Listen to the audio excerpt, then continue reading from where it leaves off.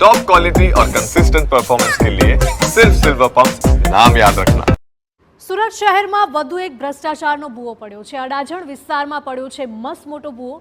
Main road પર ભૂવો પડતા તંત્ર દોડતું થયું છે। ખાડો ખોદીને ભૂવો પૂરવાની કામગીરી હાથ ધરવામાં આવી। તંત્રની પ્રી મોન્સૂન કામગીરી પર સવાલો ઉઠ્યા છે। ઉલ્લેખનીય છે કે જે રીતે સુરતમાં એક પછી એક ભૂવા પડી રહ્યા છે તેને લઈને તંત્રની પ્રી મોન્સૂન કામગીરી સામે સવાલો ઉઠી રહ્યા છે।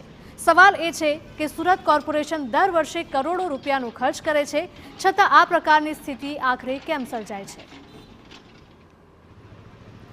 તો વડોદરા બાદ સુરતથી પણ કંઈક આવા જ દ્રશ્યો સામે આવી રહ્યા છે કે જ્યાં મુખ્ય રસ્તા ઉપર ભૂવો પડવાનો સિલસિલો હજુ પણ યથાવત છે।